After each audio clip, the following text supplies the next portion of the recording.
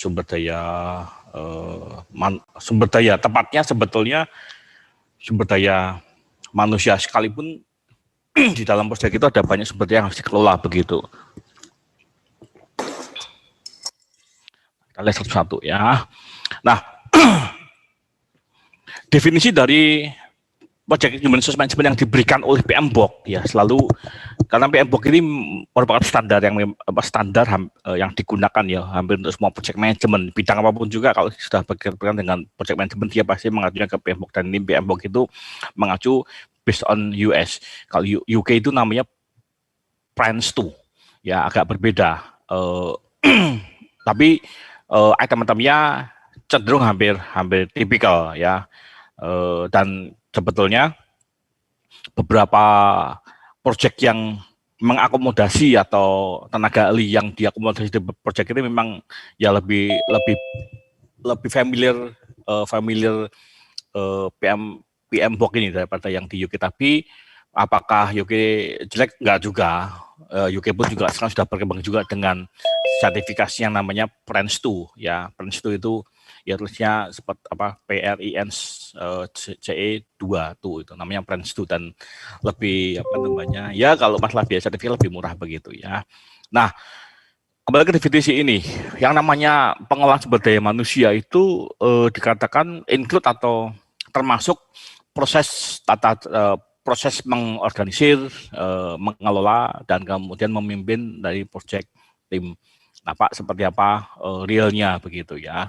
Nah, the project team ya, artinya tim proyek ini merupakan hasil kompromi tanda kutip yang positif lah ya, dari segmen orang yang memang ditunjuk dan punya peran ya, tanggung jawab untuk menyelesaikan proyek. Nah, kembali ke hakikinya dari yang namanya mengorganize sumber daya manusia. Nah, hampir setiap proyek kita dalam konteks prakonstruksi ya, selalu saya reminder bahwa karena prakonstruksi itu sifatnya tidak pernah berulang dan juga punya sebuah nilai keunikan, maka akan sangat sulit atau kalau dibuat sebuah template yang sama. Proyek ini mesti butuhnya seperti apa begitu, belum tentu sama.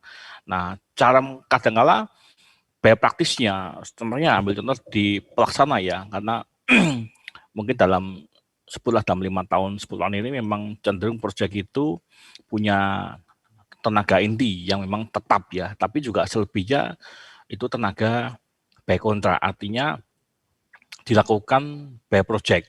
Ketika selesai bagaimana proyeknya ya sudah, artinya tim yang direkrut itu by kontrak itu pasti bubar, tapi ada yang sebagian inti. Nah, mengorganisasinya ini kalau bagaimana cara mengorganisasinya atau menjawab kebutuhannya, selalu dari owner pasti akan menerbitkan yang namanya atau memberikan sebuah guidance ya sebelum dilakukan proses pelaksanaan. Itu ada pemenuhan yang harus dipenuhi oleh calon penawar begitu ya. Dia contoh misalkan ya, kalau di project ya minimal tentunya ada PM project manager, ataupun kalau nggak bisa memenuhi ya minimal SM lah paling minimnya gitu, site manager, orang yang memang seharian itu stay di lapangan begitu. Nah, kemudian disupport oleh beberapa tenaga ahli yang lain. Nah, kalau di kontraktor mungkin antara gedung dan jembatan agak berbeda menyebutnya, atau istilah-istilah yang ada di dalamnya. Ada, kalau project manager sama, tapi di gedung itu kan ada project manager, kemudian nanti ada divisi untuk struktur, nanti di divisi itu ada QC, quality control, kemudian nanti ada divisi untuk arsitektur, ada divisi untuk MA, ada divisi untuk plumbing, ada divisi untuk interior dan seterusnya begitu. Nah, ini bukan tidak di kontraktor mungkin tidak begitu terasa ketat kelengkapan dokumen yang harus dimiliki, tapi kalau di konsultan itu pasti kan diminta harus dipenuhi ya. Contohnya kalau di konsultan itu kan Pak sudah pernah sampaikan di waktu yang lalu bahwa dibutuhkan namanya SKA, sertifikat keahlian apa ya. Biasa kalau di proyek di konsultan itu kan berbeda penyebutnya. Kalau di kontraktor ada PM, maka di konsultan itu ada yang namanya tim leader. Tim leader nanti ada namanya tenaga ahli. TL hanya satu aja, tapi kalau TL itu bisa banyak. tergantung kebutuhannya, apa skop dari proyeknya ya. Misalkan aja di dalam perencanaan yang Pak sudah selesaikan di 2 bulan yang lalu itu sebagai tim leader punya TA tenaga ahli konservasi bangunan, tenaga ahli arkeologi, tenaga ahli struktur, tenaga ahli geoteknik. Nah, selebihnya lagi adalah tenaga pendukung seperti drafter, tenaga surveyor, itu semua tenaga pendukung begitu.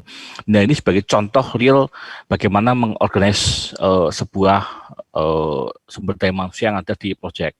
Kemudian dikelola. Minutes itu apa artinya? Nah, minutes ini kaitan dengan masa kerja. Sebenarnya bisa ada hubungan dengan durasi pekerjaan begitu. Nah, tentunya ini hubungannya ada link dengan project time management begitu ya. Apakah kadang-kadang begini di dalam di dalam pekerjaan-pekerjaan di konsultan MK, konsultan perencana itu kadang-kadang ada beberapa cara atau tips yang dilakukan. Misalkan ya, Pak, kalau masalah manage tenaga struktur itu kapan mulainya? Nah, mulainya itu dari pondasi sampai nanti selesai. Nah, misalkan ya, proyek setahun begitu ya. Nah, strukturnya berapa bulan? Oh, strukturnya mungkin sebutlah sekitar 5 bulan. Berarti nanti untuk TA struktur akan diaktifkan dari awal sampai dengan 5 bulan depan begitu. Selebihnya bagaimana, Pak? Ya, selebihnya hanya rutinitas, tidak sepenuh waktunya berada di proyek begitu ya. Dan itu memang dimungkinkan seperti itu. Tetapi ada juga beberapa kasus ya atau case gitu ya, bahwa kehadiran tim di lapangan menjadi penting. Jadi artinya memang menjadi sebuah keharusan begitu. Nah, timnya timnya berapa itu kembali ke kontrak ya, artinya 1 tim leader, 2 itu misalnya tenaga ahli struktur, tenaga ahli ME dan seterusnya itu berapa lama durasinya, harus stay di lapangan. Mungkin tenaga ME mungkin di awal-awal tidak begitu belum full speed begitu ya, mungkin hanya butuh beberapa waktu. Tapi ketika sudah mulai install namanya conduit, install yang namanya plumbing, nah itu mereka sudah mulai incas di lapangan begitu. Nah, kembali pengelolaan ini kembali pada kontrak dan skop dan kemudian berapa lama durasi yang harus disediakan oleh konsultan MK. Tapi kalau perencanaan bagaimana, Pak? Ya, perencanaan itu seyogianya ya, ketika sudah menyelesaikan dokumen perencanaan itu wajib melakukan pengawasan berkala. Artinya dari saat pelaksanaan itu punya kewajiban untuk meninjau atau hadir di lapangan. Hanya kalau tanya, Pak, berapakah durasinya? Lah, durasinya itu pasti juga berdampak pada biaya begitu. Artinya ya ada yang memang menyebutnya 4 kali, ada yang 3 kali. Semua kembali pada kontrak dan skop yang memang disepakati di awal begitu. Nah, selebihnya bagaimana, Pak? Ya, selebihnya komunikasinya itu ya melalui email ataupun melalui telekonferensi seperti hari-hari ini begitu, dan itu memang dilakukan begitu. Nah, tapi kalau pelaksana ya tentu sudah pasti stay tiap hari di lapangan ya, dari mulai yang namanya PM bisa jadi tidak tiap hari tapi mungkin ya seminggu 2-3 kali ya, tapi kalau SM stay tiap hari di lapangan begitu. Nah, kemudian memimpin proyek tim ini ya, melit itu memimpin tadi. Kalau di kontraktor itu ya biasanya di gedung itu atau jembatan itu dengan punya PM, tapi ada juga yang namanya general superintendent. Kalau beberapa teman-teman yang sedang KP jembatan itu ada istilah namanya general superintendent. Itu hierarkinya agak berbeda, penyebutnya agak berbeda penyebutannya, karena di jembatan dan jalan itu agak khusus lah ya pekerjaannya, sehingga kadang-kadang istilah PM, istilah SM itu masih dikenal, tapi beberapa yang lain seperti general superintendent, kemudian laboratorium technician itu pun dikenal begitu ya. Kalau di gedung mungkin nyebutnya sebagai QC begitu ya. Nah, kemudian project team ini hasil kompromis begitu ya, kompromi dari orang yang memang punya peran ya, jadi dan tanggung jawab untuk menyelesaikan project begitu. Pak, bagaimana seandainya ya, misalkan di dalam kontrak itu tim leader ya atau tim anggota timnya tidak dapat sepenuhnya di lapangan, ya pasti harus dilakukan penggantian tim begitu. Jadi dalam hal ini kalau pun ada MK atau MK berhak mengajukan, bahkan MK pun juga tidak kemungkinan, dia juga wajib wajib menggantikan timnya yang memang tidak bisa hadir full di lapangan karena mungkin sakit ataupun karena memang dipindahkan di tempat yang lain begitu. Artinya semua human resource yang ada di dalam proyek itu mesti punya sebuah peran dan pasti punya tanggung jawab begitu. Apapun juga di dalamnya begitu. Dari mulai yang namanya kalau saya sebut ya karena lagi-lagi banyak ya setidaknya ada di struktur lah ya sebagian itu kan dari mulai kalau di site di lapangan itu yang namanya ngecor itu pasti ada sebuah tahapan sebelumnya yang dilakukan begitu ya, meskipun di lapangan Pak sudah terpasang ini posisi penulangannya. Nah, ketika ngecor cek dulu nih. Satu ya, kan kalau kita di gedung itu ada namanya sipatan kan, jadi mesti nyeting dulu nih posisi dari kolomnya itu sudah center belum. Nah, kedua kadang seringkali kita mesti kalau untuk high res lah ya, kita pasti bicara menggunakan alat tembak lagi. Bagaimana ini satu frasa kata itu agak penasaran apakah vertikalitas itu tepatnya kelurusan lah ya, kelurusan pada arah vertikal begitu, itu apakah sudah presisi atau belum. Setelah itu bendera dan sebagainya, pemasangan bendera, pemasangan sengkang, pemasangan tulang pokok lah, kemudian juga setelah itu pemasangan penggisting, kemudian pemasangan perancah begitu, itu sudah dicek atau belum. Nah, kadangkala di dalam pelaksanaan itu ya selalu di awal proyek itu yang ada tahapan namanya PCM, pre-construction meeting atau rapat sebelum pelaksanaan begitu ya. Pasti pelaksanaan itu indah-indah aja menyampaikannya.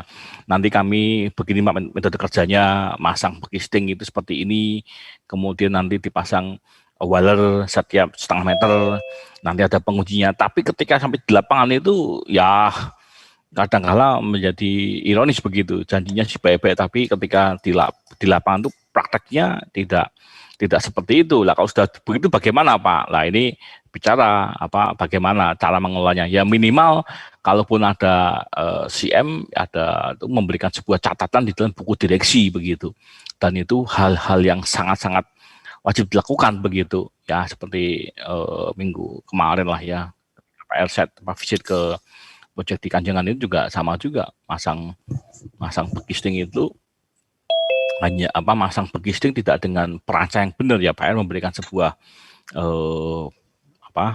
minta kepada tim leadernya untuk segera membuat SI begitu ya, jadi diperbaiki sebelum dikerjakan untuk pengerjaan pengecoran begitu. Itu hal-hal yang memang harus dilakukan dan wajib dilakukan begitu. Jangan pernah satu sisi ya, kalau satu kali ada yang bekerja di pelaksana ya sebagai kontraktor ya seyogianya dan seharusnya itu lakukan by proses. Jadi metode kerja pasti lakukan aja metode kerjanya begitu ya.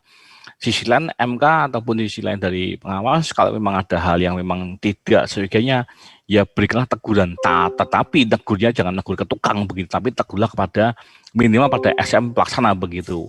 Nah, sama halnya Pak juga tidak negur pada tukang. Kalau kita negur pada tukang itu salah kaprah begitu, karena tukang bukan berada di bawah kita. Ini adalah bicara mengorganisir. Tukang itu bukan di ranahnya MK, tetapi mestinya di level manajemen, sehingga komunikasi itu adalah head to head-nya. Ya, kalau Anda bicara ke tukang, negur ke tukang, nah itu bukan Pak tidak berbicara kasta, tapi adalah bicara mengenai kewenangan dan ranah yang benar bagaimana begitu. Nah, prosesnya apa yang di dalam human resource management ini? Satu, yang pertama adalah kita bicara mengenai pengembangan develop human resource plan begitu. Ya, proses ini itu dengan apa tujuannya? Itu mengidentifikasi dan mendokumentasikan semua peran dari masing-masing tim, semua peran dari masing-masing anggota yang ada di proyek begitu. Tanggung jawab, kemudian skill yang dibutuhkan, kemudian caranya mereport, juga menyusun atau mendevelop hierarki di dalam organisasinya begitu. Ya sebagai contoh begini, yang namanya PM itu apa tugasnya? Itu harus dirumuskan begitu. Ya artinya tugasnya apa, tanggung jawabnya apa begitu. Ya, nah supaya apa? Pada saat kita meminta pertanggungjawaban itu jelas based on dari role-nya apa, perannya apa begitu. Jangan melakukan permintaan tanggung jawab yang tidak ada di luar role-nya begitu. Ya, jadi definisinya jelas bahwa PM itu apa tuh, dan selalu diminta ada documenting. Ya, highlight kedua itu adalah yang selain tadi yang Pak Saman jawab bahwa proyek itu unik dan tidak pernah repetitif. Yang kedua adalah proses dokumentasi. Semua proyek, semua proses, semua tanggung jawab, semua peran itu harus didokumentasikan. Pak dapat dari mana nih dokumen project rules ini? Nah, dokumen project rules ini ada di dalam di dalam berada di seluruh organisasi. Nah, dari sini nanti muncul yang namanya tugas dan kewenangan begitu. Nah, sangat tidak pas kalau misalkan Anda PM Anda minta untuk misalkan lah ya untuk menggambar itu bukan tugasnya PM ya. Tapi kalau misalnya Anda minta untuk rapat atau meeting mingguan, nah Anda minta ke PM itu pas tempatnya begitu. Kemudian tanggung jawab ya, bicara peran juga bicara ada fungsi tanggung jawab ya. Misalkan aja kalau contoh saja yang mudah dipahami, kalau ada keterlambatan kita mesti negurnya ke siapa? Ya tentunya ke PM ya. Ya, kita mesti sebagai metode yang mudah dilakukan adalah kita adanya rapat mingguan dan bulanan begitu. Nah, kita di sana minta pertanggungjawaban. Kenapa terlambat sudah -5? Apa tindakannya? Ketika sudah tahu -5% itu yang dilakukan apa? Itu apakah misalkan aja PM berusaha untuk mengajukan material onsite, ataukah mungkin aja dia melakukan rescheduling, ataukah dia melakukan mengelola atau mengatur para pekerja dengan shift dan lembur? Itu tanggung jawabnya. Kemudian dibutuhkan skill, ya. Jadi kebutuhan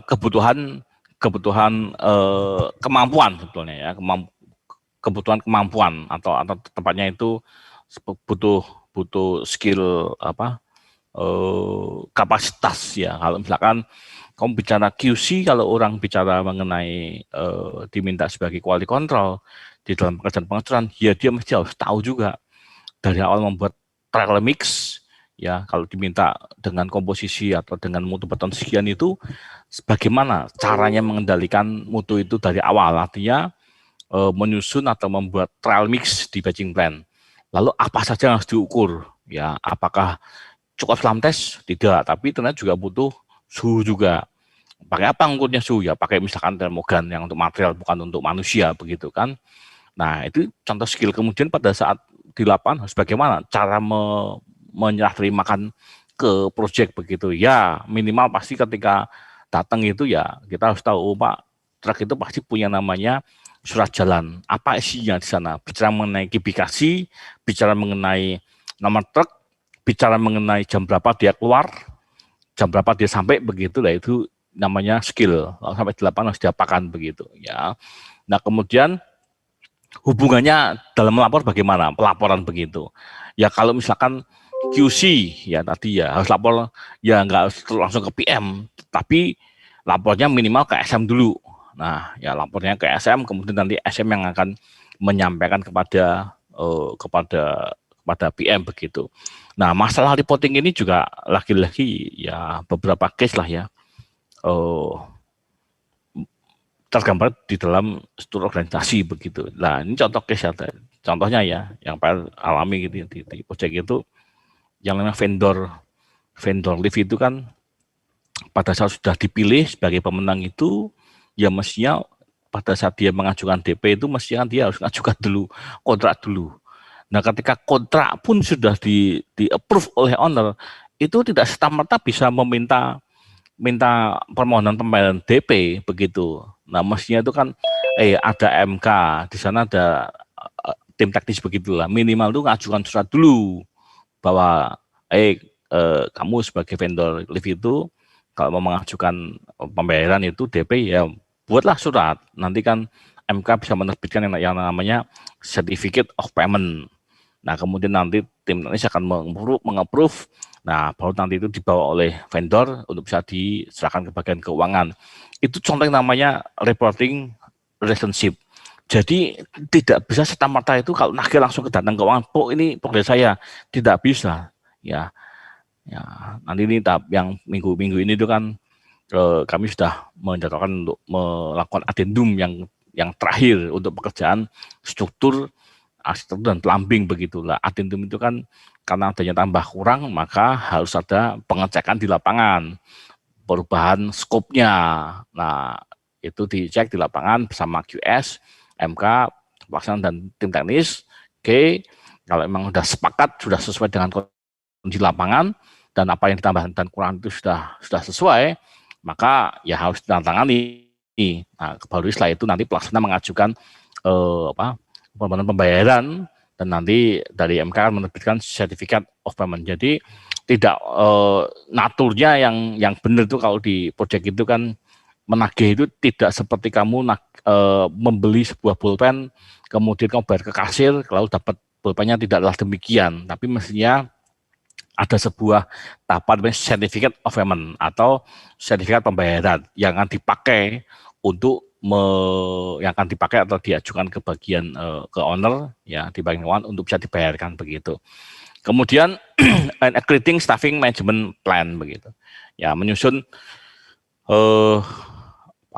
pengelolaan di dalam sebenarnya. Misalkan aja ya kaitan dengan K3. Mungkin tidak semua pelaksana itu mempunyai divisi HSE, Health, Safety, and Environment. Belum tentu punya semua. Mungkin aja dia melakukan mensubkan pada kontraktor yang memang khusus subkon spesialis K3. Itu sah-sah aja sepanjang memang di dalam organisasi dia itu menjadi bawah kewenangannya dia, boleh-boleh aja begitu. Ya, kemudian poin 9.2 acquire project team. Ya, dalam proses untuk mengkonfirmasi, mengklarifikasi ya ketersediaan sumber daya manusia dan mendapatkan kebutuhan tim untuk penyelesaian proyek. Nah, tahapan ini itu di tahapan ini itu dilakukan pada saat awal ketika akan berkontrak. Jadi misalkan dijanjikan ya, oke, untuk MK itu ada tadi ada tim leader, ada tenaga ahli struktur, tenaga ahli ME, ada tenaga ahli plumbing, ada tenaga ahli arsitektur. Itu semua diklarifikasi. Bahkan bukan tidak menutup kemungkinan bahwa SKA pun dibawa, kemudian saat itu juga bisa di-scan dengan QR code, dicek benar enggak, ini sah enggak SKA-nya begitu. Itu sebagai proses untuk klarifikasi, mengkonfirmasi bahwa sebenarnya itu benar, tidak sedang dipinjam sana, dipinjam sini begitu. Ya bukan lagi-lagi di proses itu ada hal yang memang kadang ada hal yang unik begitu ya. Satu proyek ini kadang-kala bisa jadi namanya bisa beredar di mana-mana begitu.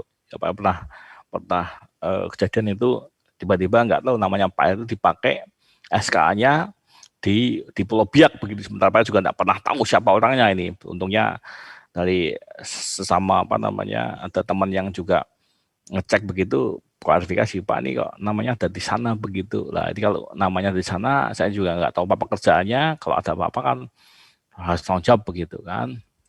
Nah, karena itu proses ini dibutuhkan dan harus dilakukan klarifikasi ketersediaannya, benar cocokan begitu. Misalkan di pelaksana menjanjikan Pak ini yang namanya misalkan ini sebutlah, oh Kevin ini bagian QC, oh Michael bagian untuk strukturnya, semua harus diklarifikasi orang per orangnya begitu. Ya memang bukan tidak percaya, tapi sebagai proses untuk memvalidasi bahwa orangnya ada, bukan sekedar hanya nama saja begitu. Bahkan pun hari-hari ini ya, pekerjaan di pemerintah pun sama juga. Di pemerintah waktu PCM itu, saya juga terlibat sebagai MK ya, tenaga ahli di Kanjengan. Itu waktu rapat di PU pun juga sama. Mana tenaga ahlinya yang namanya si A, si B mana orangnya, silahkan. Mana ijazahnya, mana SKA-nya begitu. Sampai segitunya. Itu adalah proses yang, dan bahkan juga seminggu pun juga diminta ya ke lapangan juga, tidak hanya sekedar waktu klarifikasi itu ada, tetapi di lapangan hadir enggak? Jangan-jangan enggak pernah hadir begitu. Ya. Nah, ini bagian tahapan yang harus dilakukan untuk mengklarifikasi, memvalidasi begitu. Poin 3 adalah develop project team, ya, memperbaiki kompetensi, kemudian interaksi antar tim, kemudian lingkungan dan untuk mencapai selesai proyek begitu. Nah, kalau seandainya di tengah jalan memang ada kendala, ada concern, kalau memang perlu perbaikan, perlu ganti timnya, ya. Dan itu sah-sah aja loh, bisa mengajukan bahwa misalkan aja di pelaksanaan di bagian untuk struktur yang disebut contoh gitu ya, misalkan produknya itu tidak bagus atau banyak honeycomb-nya atau banyak terjadi segregasi begitu, maka berat aja bahwa dalam sisi kalau ada CM ya, maka dari owner bisa mengajukan itu boleh mengajukan pergantian tim untuk struktur di pelaksana, boleh berkirim surat agar dilakukan mengajukan pergantian tim begitu. Nah, hal poin 3 ini bukan hal yang sangat spesial, sekali tidak, tapi dan dinamikanya itu mungkin kapan saja itu bisa terjadi. Itu tidak harus berkasus ya, tidak harus bermasalah, tapi misalkan ya PM-nya ganti, bisa nggak? Bisa. Misalkan karena PM-nya dipindahkan harus di proyek yang lain yang dimiliki oleh konsultan MK atau mungkin pelaksana, ya sah-sah aja begitu. Ya, bukan karena masalah bermasalah, tetapi memang diperlukan di tempat lain, maka akan digantikan begitu. Ini bukan hal yang maksudnya luar biasa, tidak, tapi hal yang biasa aja sih, dinamikanya memang begitu di proyek begitu ya. Kemudian poin 4, manage project team. Ya, ini proses untuk melakukan men-tracking atau menelusuri ya kinerja dari masing-masing tenaga ahli. Ya, kemudian memberikan ada feedback atau evaluasi. Ya, kemudian memberikan sebuah solusi isu-isu yang berkembang begitu, dan mengolah semua perubahan yang ada di dalam project begitu ya, untuk menjaga kinerja project begitu ya. Hal yang Pak pernah sampaikan di waktu yang lalu, memang ada sebuah pertanyaan yang Pak juga belum pernah kejadian begitu, sehingga Pak tidak bisa merespon dengan baik begitu ya. Contoh saja lah, apakah ya mungkin Pak yang namanya CM itu bisa diganti tiap saat, dan ternyata kejadian bahwa mungkin aja CM itu bisa diganti. Kalau kontraktor diganti itu lumrah, artinya sudah beberapa kali lah ya, artinya ada cut off gitu. Tapi kalau CM itu diganti itu menjadi hal yang menurut Pak ya spesial begitu ya, karena bisa jarang sampai CM diganti itu sesuatu yang bukan tidak boleh, tetapi menjadi tidak lazim begitu. Bagaimana wakil owner diganti wakil begitu. Kalau tidak, biasanya sih ya cenderungnya begini. Di konsultan itu, terutama konsultan lah ya, itu digantikan itu kalau memang tidak bisa perform begitu. Ya kalau pelaksana mungkin terlambatan, bisa dikejar enggak terlambatannya begitu, ketika tidak bagaimana, itu masih memungkinkan. Tapi kalau di konsultan itu berbeda konteksnya.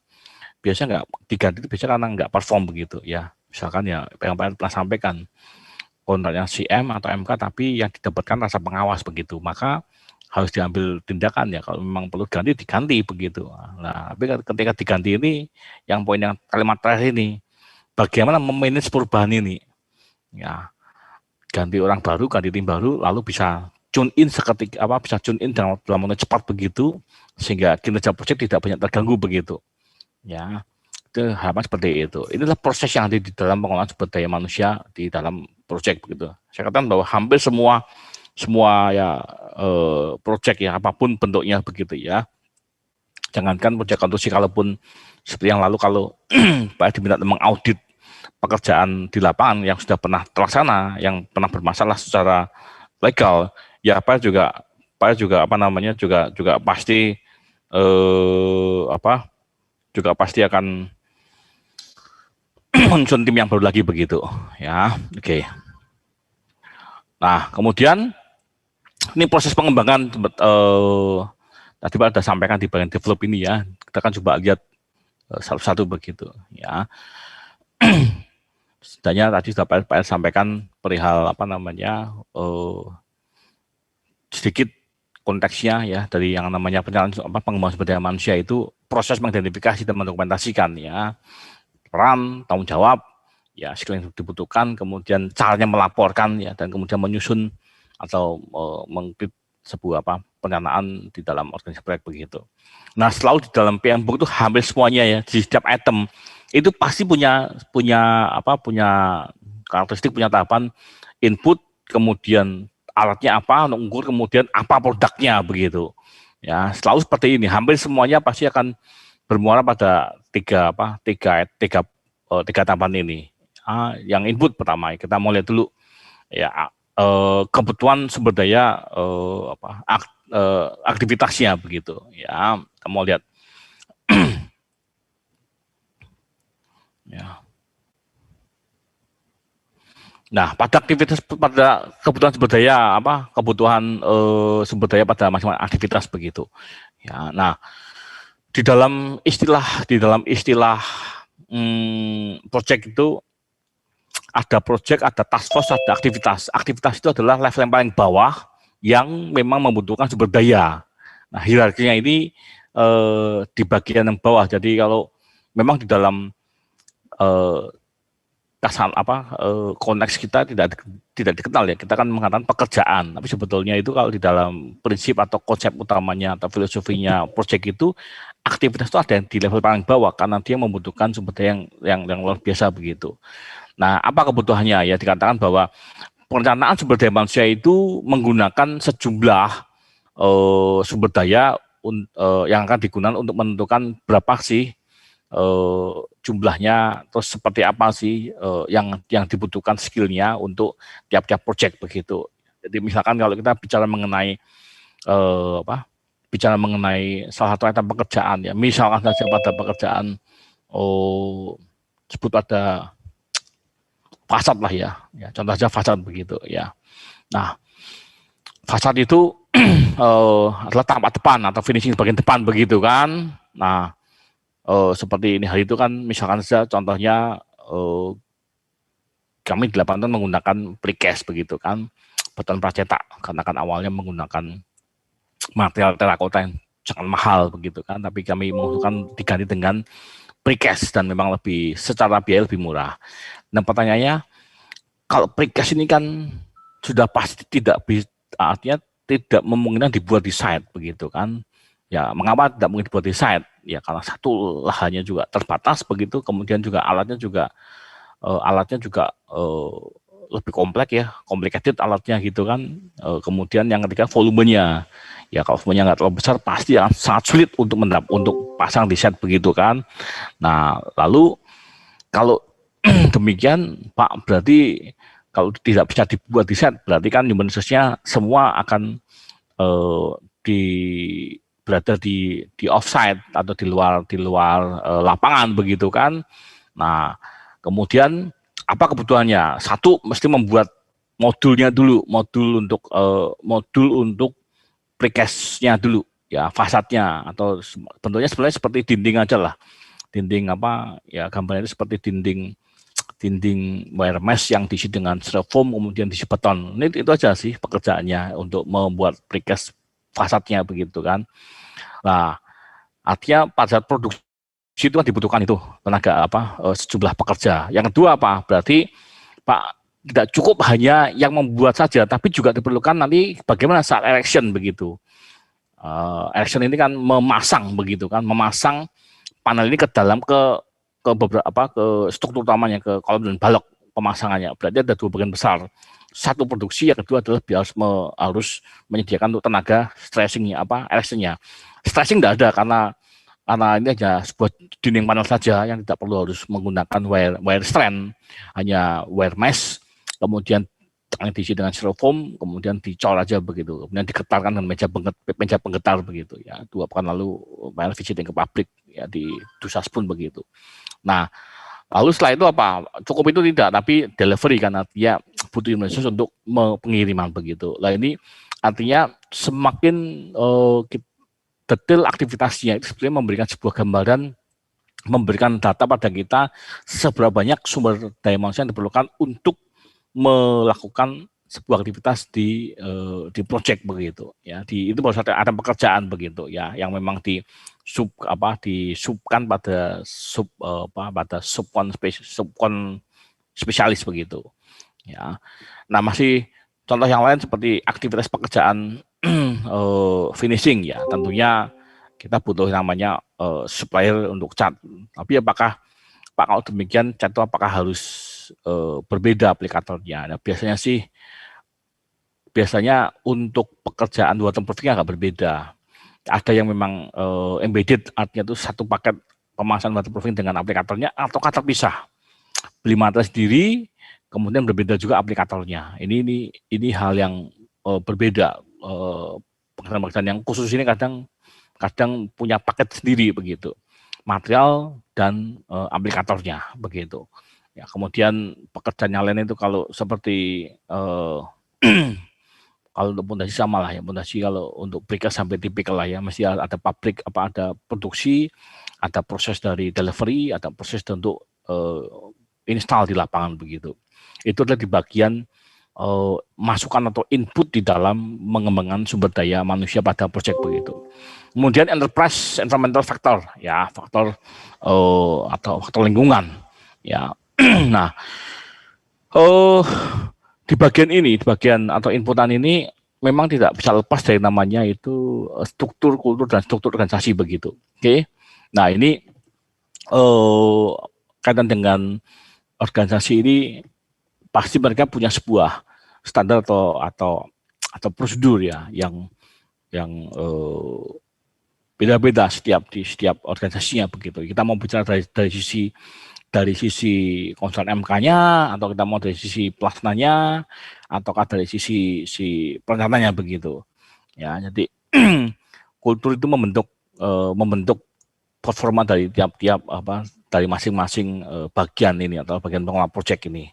Ya, kemudian keberadaan sumber daya manusianya, ya tidak ada singgung bahwa yang namanya esting itu ya mesti orangnya ada di lapangan begitu. Tapi lagi-lagi bukan berarti tergantung levelnya juga ya. Kalau PM setiap hari suruh ke lapangan ya nanti ya namanya PM, project manager, dia bisa memimpin lebih dari satu project begitu kan. Tidak selalu dia ada di lapangan, tapi levelnya sudah berbeda, jadi banyak di level manajerialnya begitu ya. Tapi keberadaan sumber daya manusia ini bicara mengenai jumlah, kuantitinya, kemudian progresnya dari sumber daya manusia yang ada begitu. Kemudian juga administrasinya ya, sekali bahwa di proyek itu tidak melulu pekerjaannya itu hanya fisik by fisik, tetapi kalau kita belajar di dalam pengendalian proyek itu ada bagian yang namanya project administration. Ya, rasanya ya bisa dimatikan dulu kah yang kita berkepentingan bicara?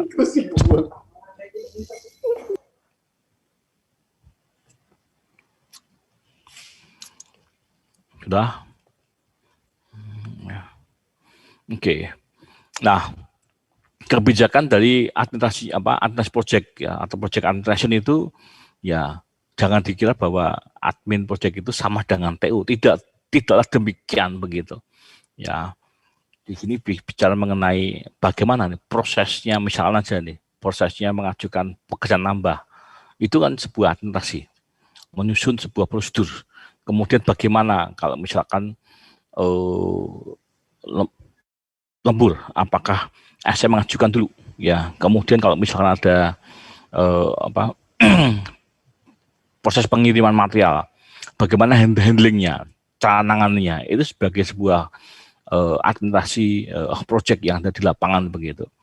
Ya, lalu kondisi pasar dan kemudian tantangan yang unik ya. Jadi hari ini mungkin project itu ada satu constraint yang cukup besar menurut Pak Her ya.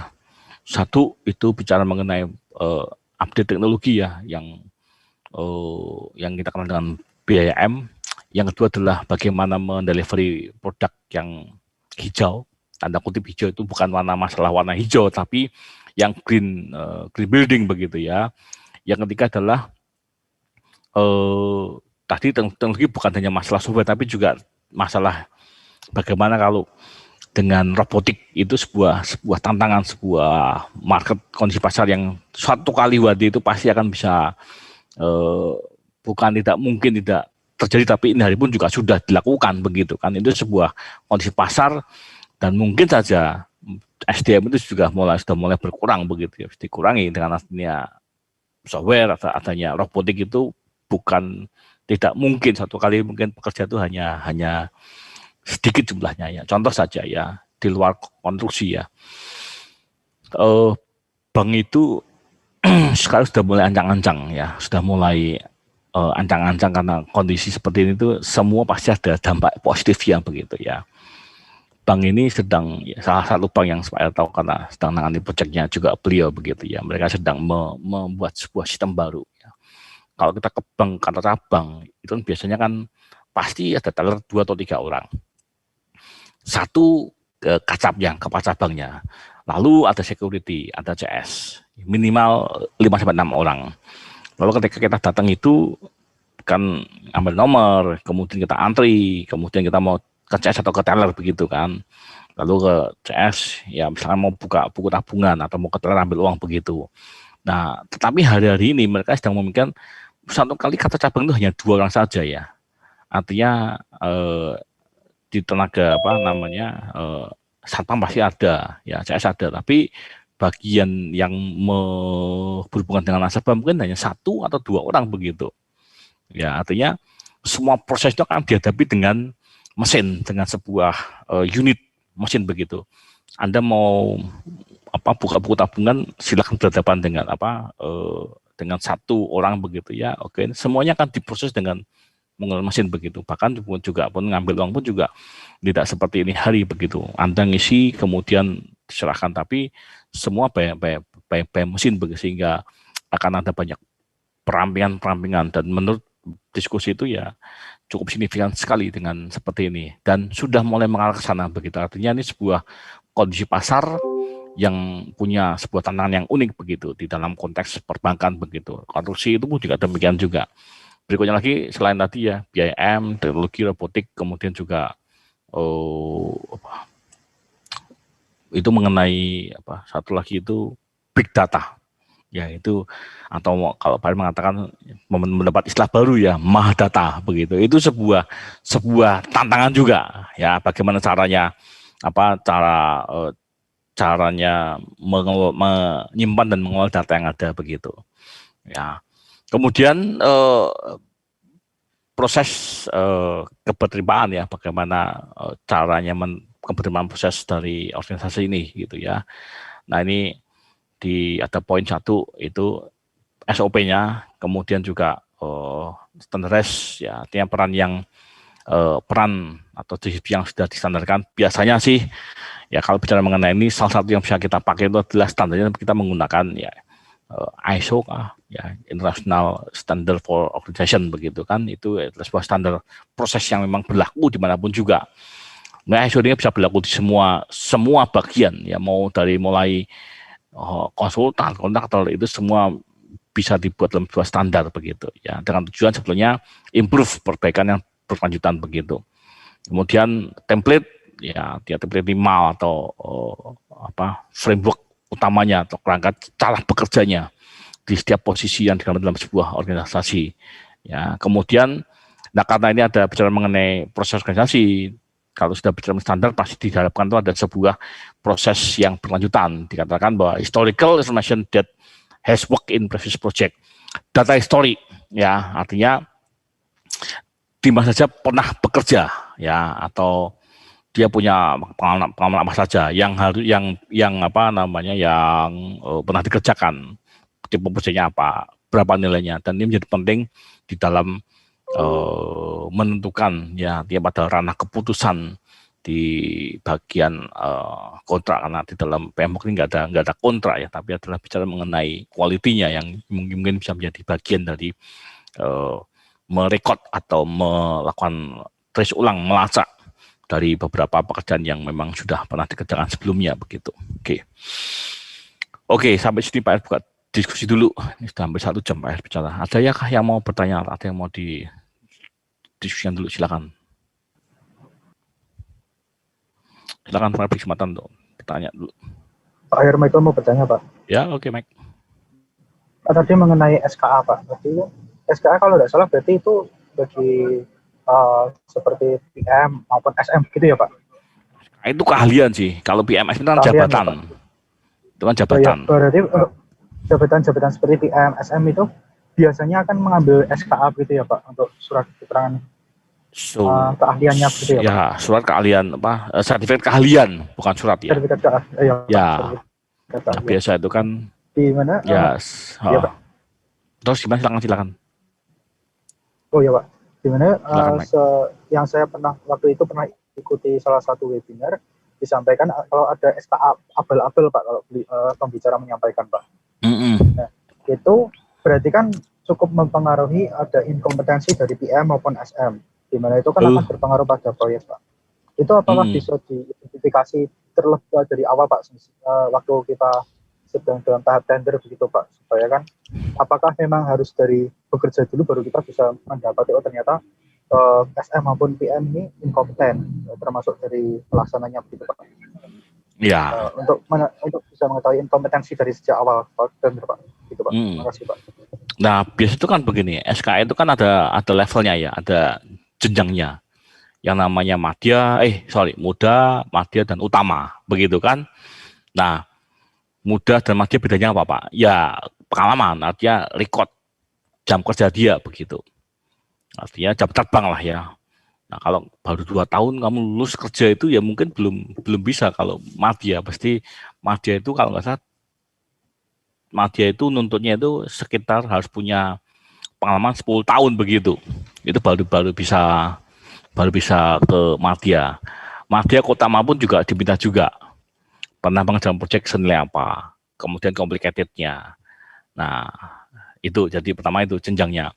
Nah, di level PM, SM itu apa pembuktiannya? Nah, kadang-kala mungkin kalau di kontraktor nggak terasa, belum begitu terasa lah ya. Artinya, tapi kalau di konsultan sangat dibutuhkan sekali sih jam terbangnya begitu. Jadi itu bisa dibuktikan dengan SK. Tapi sekali lagi Pak, apakah jaminan Pak? Ya, Pak Her tidak mengaminkan bahwa tadi yang dikatakan abal-abal. Tapi kalau ditanya ada nggak Pak prakteknya? Ya ada prakteknya gitu. Ya itu sangat ada prakteknya begitu kan. Bukan tidak mungkin tidak ada. Nah ya memang itu faktanya begitu sih Michael, bahwa ada, maka ada ya kadang-kala mungkin ada orang yang tidak berpraktek tapi nanti dia pengalaman terus kan memang kadang-kala dibuat punya sertifikat tapi ya maaf ya artinya tanda kutip tuh seperti rental begitu ya. Jadi you butuh SK apa, saya butuh ini ya, itu poin yang kedua begitu. Yang ketiga, gimana cara memvalidasinya begitu, bagaimana caranya mengecek benar nggak di SK-nya begitu ya. Nah di SK itu ada QR code-nya sebetulnya ya. Maaf, memang ada QR code yang bisa untuk ngecek begitu. Contoh saja ya. Nah, nih, Pak Elja masih madya ini. Mau ke utama mesti harus punya sertifikat yang lain. Ini contoh SKA. Ya, jadi Pak El punya SKA sebagai project management lah, tapi di madya. Nah, ini bisa dicek ini QR code-nya ini. Kalau ini di QR code-nya, kalau ini benar SKA-nya, nanti dia akan link ke sini. Begitu. Jadi sangat bisa justru di awal sebetulnya ketika sudah terpilih tapi belum kontrak ya, artinya sudah terpilih sebagai konsultan kah atau sebagai apa begitu, sebagai pelaksana ya. Kalau memang diperlukan semacam SKA ini, kita bisa ngecek langsung mana SKA-nya, lalu scan aja, kan nanti ini keluar. Ya langsung, kalau benar itu mesti ada yang link ke sini. Nah ternyata oh ya memang ini benar sertifikatnya begitu, SKA-nya begitu sih. Contoh seperti itu contohnya. Nah ini pun juga ya berbagilah ya, bahwa SKA ada juga yang seperti Pak juga punya ini sih. Jadi yang untuk pohon gedung ya, ini yang Pak juga punya juga untuk pohon gedung pun juga masih madya juga 10 tahunnya, mau ke utama juga belum. Ya lagi-lagi ini semua juga bicara mengenai rupiah, jadi tidak serta-merta hanya secara pengalaman. Madya sama utama mahal sih. utama itu kalau ngurus SKA untuk utama mungkin sekarang sekitar 8 sampai 10 jutaan lah ya untuk SK yang ini utama ya.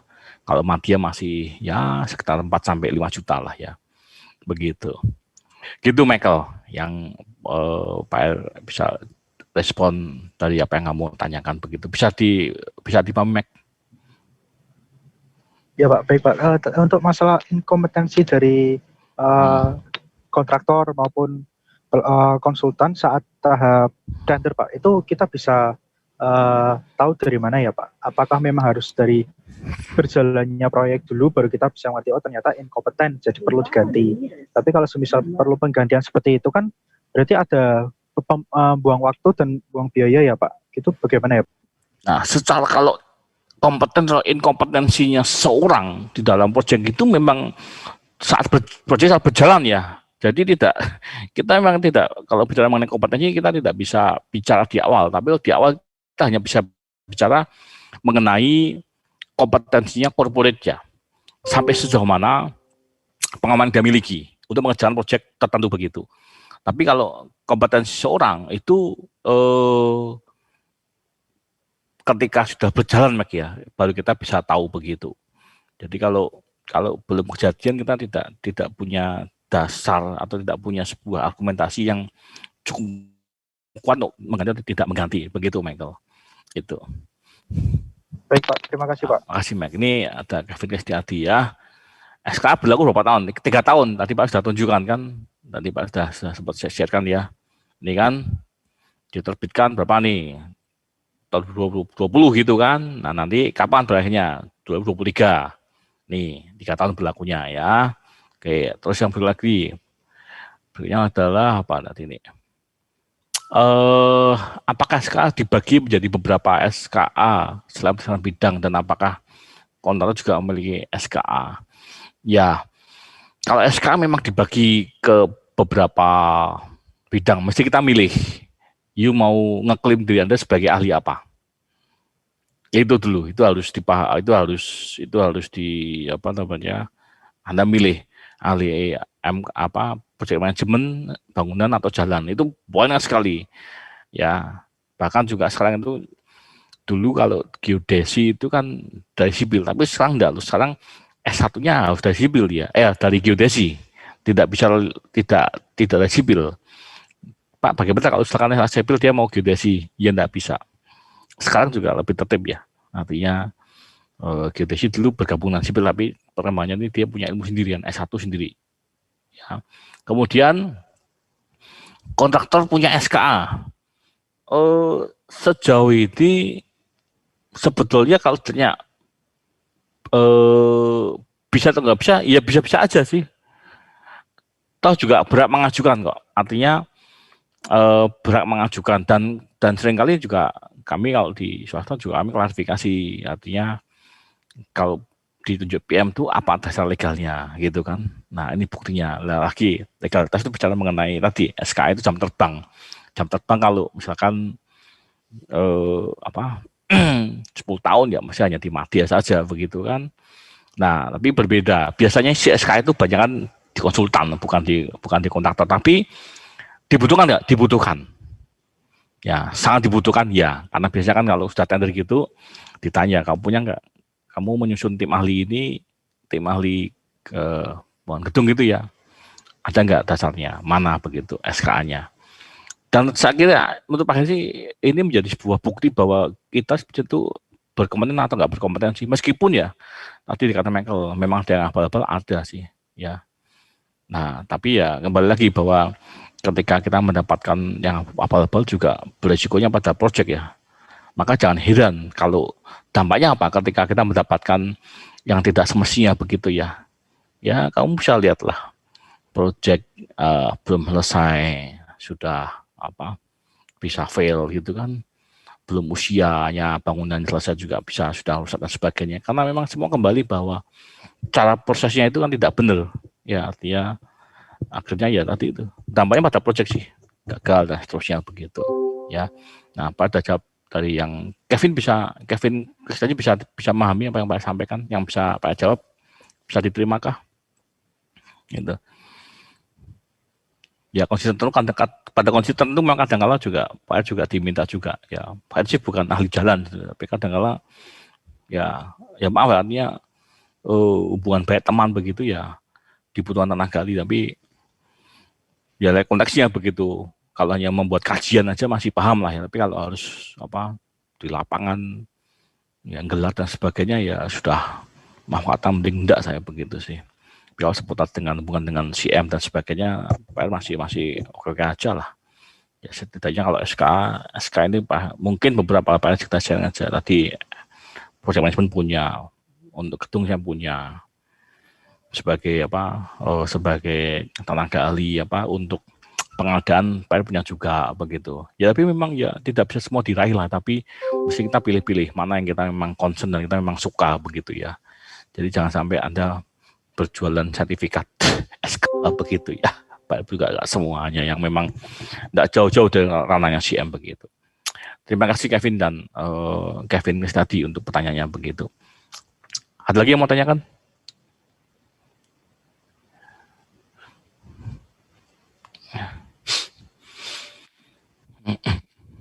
Oke, sebentar ya.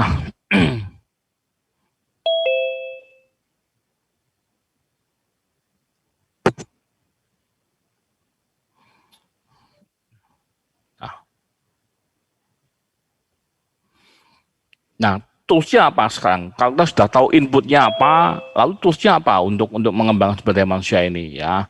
Nah, yang pertama adalah yang lazim kita cuma di lapangan itu adalah yang pertama ini adalah organisasi proyek begitu ya. Jadi tools yang paling mudah dipahami, yang paling mudah dimengerti yaitu organisasi proyek itu menggambarkan bagaimana cara bekerjanya tim dan tanggung jawab masing-masing begitu. Ya, itu yang paling mudah dipahami itu ya organisasinya begitu. Yang kedua adalah networking. Dikatakan bahwa formal and informal interaction with others within the organization, industry, or professional environment. Nah, untuk mengukur ya kadang-kala untuk mengukur seberapa besar sih kompetensi bisa corporate ya. Artinya dari sisi perusahaan begitu kita bisa lihat jaringan yang dia miliki gitu kan. Misalkan ya kontraktor terpilih begitu ya dengan para vendornya itu cukup baik enggak? Artinya cukup baiknya begini, bukan hanya masalah banyak kerjaan atau enggak banyak pekerjaan begitu, tetapi kinerjanya dalam artian contohnya ya, dia punya banyak vendor, tapi enggak semuanya tidak respon yang baik karena mungkin payment terlambat. Ya itu menjadi problem utama di dalam menilai kinerja pelaksana kan juga ataupun dari perencana ya begitu sih. Nah, makanya poin yang di networking ini ya, di poin pertama itu ya, kita sadar hati-hati. Yang project course itu nggak akan jauh-jauh kok. Satu kali kita ini cacat ya, misalkan bekerja ada lag yang cukup besar, ada gap yang cukup besar, itu sudah pasti kemana-mana itu. Dan tanpa sadar, suatu kali kita bisa ketemu kembali begitu. Ya, mungkin tahun ini Anda ketemu dengan si A, tapi setelah itu selesai. Mungkin 5 tahun lagi bisa ketemu lagi gitu, di tempat yang lain begitu. Itu yang namanya formal informal interaction begitu. Ya, dikenal enggak kayak gitu. Ya. Nah, kemudian yang kedua adalah constructive way to understand political and interpersonal factors that may impact the effectiveness of various staffing management option begitu. Di dalam organisasi proyek itu hubungan antar dikatakan ya interpersonal faktor itu memang punya dampak yang signifikan, artinya efektif ya untuk perkembangannya sebagai sebuah organisasi proyek begitu. Ya ini naturnya kan kita tidak pun diperjamu sama juga ketika satu tidak cocok dengan yang lain itu bisa menghambat dan bisa menyebabkan keterlambatan begitu. Ya gambarnya misalkan shop dulu mestinya harusnya di paraf tapi karena nggak cocok begitu ya diberikan sih ya, tetapi ya dan nanti aja lah, saya belum sempat melihat begitu kan. Itu sebagai sebuah contoh yang memang bukan hanya sekedar hanya contoh, tapi di lapangan itu ada juga begitu ya, karena mungkin rasa tidak suka atau tidak senang terhadap yang lain itu bisa menghambat proyek begitu ya, disimpan aja gambarnya begitu, mau apa usah begitu ya, atau bahkan diboikot begitu ya. Ya, dan itu pun juga berlaku pada semua vendor loh. Misalkan ya, paymentnya kita sering terlambat sebagai pelaksana, kita sering terlambat membayar. Orang juga pasti enggan kok. Artinya nanti aja lah, biar aja lah, kalau minta ngecor tunda aja begitu. Itu karena perilaku begitu ya. Jadi lagi-lagi dibutuhkan itu pemahaman, Pak mengatakan ya integritasnya penyedia dan pengguna itu harus sadar kedua-duanya begitu. Kemudian activities can include informal conversation, meetings, trade show begitu ya. Kadang aktivitas kadang-kala yang mungkin tidak kita sadari di lapangan tuh bisa muncul pada saat meeting ya. Ya kemudian dalam bekerja keseharian begitu ya, melalui percakapan, diskusi ringan-ringan di lapangan begitu. Maka memang tim di lapangan itu memang perlu dipertahankan ya, bukan hanya pada masalah teknis tapi juga non teknis begitu ya. Ya menjaga hubungan baik di antara semua pengelola proyek begitu. Ya. Kemudian teori organisasi ya, sekali lagi bahwa untuk menilai atau mengembangkan ini toolsnya ada banyak cara. Ya. Bisa ya contohnya ini effective use transformation can shorten the amount of time, cost and effort needed for human planning begitu. Nah, di dalam proses berorganisasi ini atau di pengembangan sumber daya manusia di proyek ini memang tidak menutup kemungkinan bahwa kadangkala orang kalau mau berkembang itu juga butuh training, butuh pelatihan begitu kan, sehingga bisa mendatangkan benefit begitu. Contoh saja, di lapangan itu kan memang ya berkali-kali dorong pakai BIM, tapi kan BIM tidak semuanya orang mengerti. Bahkan sekian puluh ratus program itu banyak dan ya tersedia begitu kan. Nah, mau tidak mau bagaimana membiasakan diri atau memulai sesuatu yang baru ini. Ya dari pelaksana ada baiknya dia mengundang si TL-nya BIM untuk menjelaskan bagaimana BIM ini bekerja begitu. Itu sebagai sebuah terorganisasi kan, bahwa hal yang baru harus ditutor, dipelajari dulu begitu bersama-sama, sehingga kalau semuanya diundang untuk belajar meskipun itu sudah ada yang lebih dulu, tapi ketika diundang bersama-sama kemudian berlatih bersama-sama itu merasa bahwa oh ya ternyata saya bagian dari tim yang juga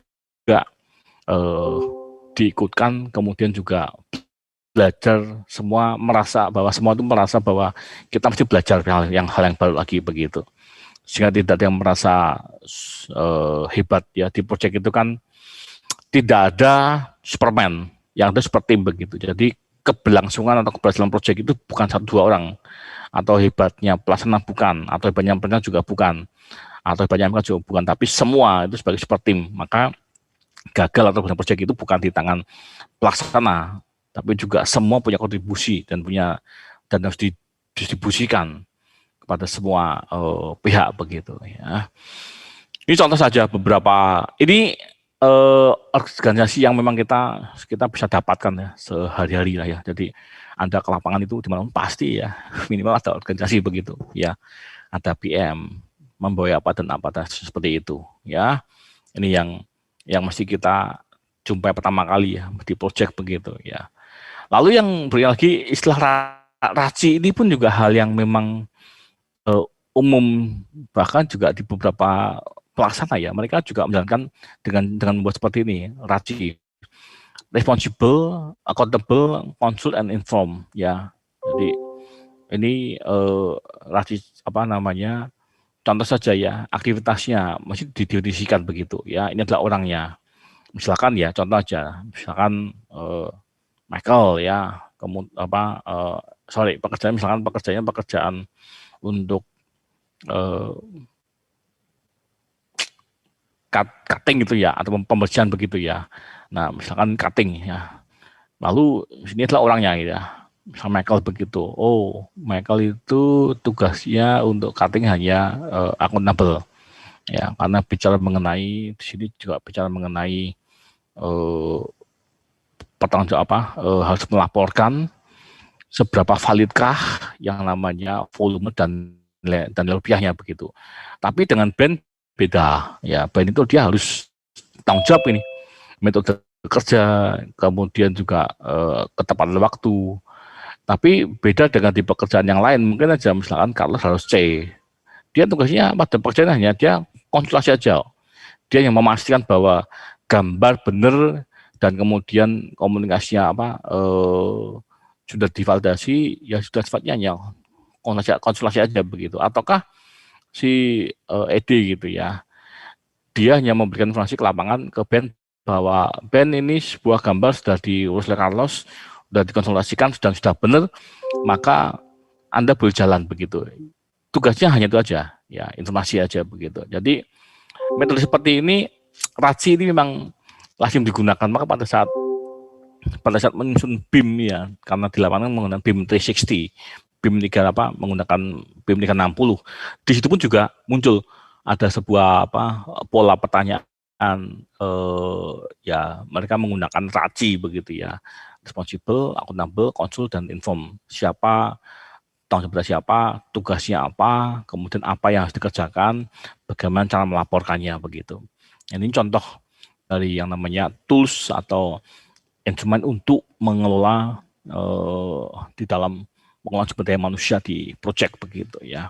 Memang lagi-lagi kalau kita bicara organisasi seperti ini memang ya berupaya sih, karena sejauh ini sih memberi sebuah challenge ya mengelola sumber daya manusia itu, karena yang dikelola ini barang hidup bukan barang mati begitu, sehingga ketika kita memberi sebuah trigger pasti dia memberi respon begitu, ada aksi ada reaksi seperti itu. Itulah seninya memimpin di dalam mengelola sumber daya manusia di project begitu ya. Kemudian di 1.3 mengenai perencanaan sumber daya manusia. Jadi sebenarnya sumber daya manusia itu sebagai sebuah bagian dari project management yang multi perencanaan, kemudian juga menyediakan sebuah guidance, sebuah tutorial ya, bagaimana caranya itu seharusnya bertindak ya, kemudian dikelola, dikendalikan, dan bahkan bukan tidak mungkin lagi juga dikatakan juga dipublish, dirilis begitu ya. Nah, contoh kayak yang real ya, yang kita kadang-kadang kalau kamu ke toko-toko ke sebuah, sebutlah ya toko buku itu kan, kadang-kadang kita melihat istilahnya customer service the best in this week atau mungkin in this month begitu ya. Itu sebagai sebuah contoh bahwa sebetulnya itu juga tahu caranya bekerja. Jadi dikatakan bahwa mengelola itu bukan hanya sekedar memimpin, tetapi juga mesti menyediakan sebuah prosedur, sebuah guidance bagaimana cara bekerjanya si manusia ini. Tidak sekedar hanya melepaskan, dah pokoknya kerjakan. Nah, itu menjadi tidak fair. Nanti pada saat Anda menagih tanggung jawabnya, bisa jadi dia menghindar. Saya nggak pernah diberikan tanggung jawab secara tertulis begitu. Bahkan saya pun juga nggak tahu apa peran saya di dalam tim ini begitu. Nah itu, maka di bagian awal dikatakan bahwa perlunya yang namanya role, kemudian responsibility harus didefinisikan, sehingga kita juga waktu mengolah itu juga lebih mudah untuk menagih apa yang seharusnya dikerjakan dan menjadi ranah yang harus diselesaikan begitu. Ya. Ya, role itu menggambarkan perannya ya, satu porsi yang ada di project yang dapat dikatakan bahwa punya akuntabel ya, artinya bisa dipertanggungjawabkan. Jadi apa yang dikerjakan itu memang bisa diukur dan terukur begitu. Ya. Nah, perannya kemudian menjamin bahwa setiap orang itu familiar dengan kewenangannya, dengan tugasnya, dengan lingkungannya.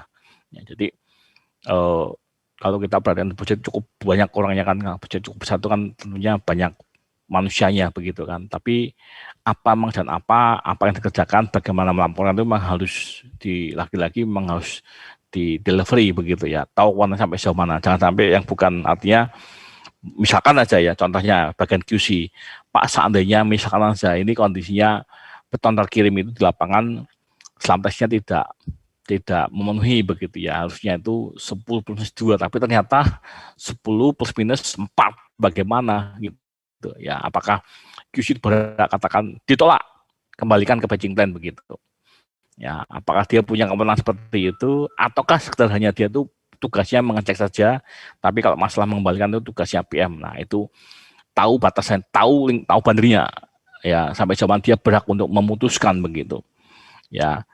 Tanggung jawab, responsibility, ya bagian atau tim ini bekerja seperti yang diharapkan ya, untuk lagi-lagi bicara mengenai ekspektasi begitu ya. itu tanggung jawab. Jadi bedanya role dan sebenarnya cukup jelas ya, bahwa yang namanya tanggung jawab itu pasti ada sesuatu yang diharapkan, ya ada yang punya nilai ekspektasi begitu. Ya, kewenangan itu membuat keputusan, mengassign, memberikan persetujuan itu authority. Ya, jadi kalau tadi di site di lapangan itu mesti kita hindari, jangan buru-buru untuk memberikan ketika kalau kewenangan diminta untuk pelarah pun juga jangan. Ya, pada tim teknis, tapi pada juga kalau ada kalanya itu diminta paraf ya, paraf aja, tidak tangan begitu, karena tangan itu bicara mengenai sebuah kewenangan ya. Saya kalau misalkan pas, kalau misalkan proofnya kalau teknis masih bisa, kalau sudah ke finance begitu, wah, dan nyampe 2 minggu ketika delay ya, karena tanggung jawab juga begitu ya, punya bisa membuat keputusan, juga bisa memberikan dalam bentuk memberikan sebuah persetujuan tantangan begitu ya. Nah, kemudian team members operate best when their authority match their individually responsibility. Ya, team member itu bekerja yang terbaik ya sesuai dengan kewenangannya ya. Kompetensi, Pak tadi sudah banyak bicara mengenai kompetensi, bagaimana contoh real di lapangan yang bisa terukur ya dengan SKA. Tadi salah satunya begitulah ya. Kemudian bicara mengenai skill dan kapasitas yang dibutuhkan untuk menyelesaikan proyek begitu. Ya, lah kompetensi ini ya artinya ada saatnya memang yang hanya part time, artinya hanya di struktur aja, ada yang di bagian MS saja, itu mesti di. Ini mau taruh mana dia? Di sinilah. Katanya jangan penutupan. Ini loh, kamu tulis pelepasan. Sudah.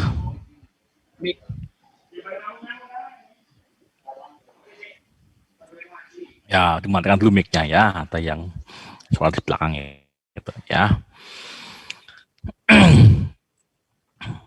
Nah, ketika proyek itu tidak perform, bahkan juga tidak punya skill yang dibutuhkan, lagi-lagi ya bisa di cut off atau bisa di replace begitu ya. Jadi ini adalah salah satu output seperti itu ya. Padahal sebenarnya memang sangat dimungkinkan nantinya penggantian, karena memang skillnya tidak bisa memenuhi yang dibutuhkan begitu ya. Oke. Kemudian bentuk-bentuk yang lain ya, outputnya itu dalam bentuk hard copy, artinya bentuknya adalah organisasi proyek ya, kemudian pengolahan dari staf atau pengarahan begitu ya, menggambarkan apa yang digambarkan begitu, detail mengenai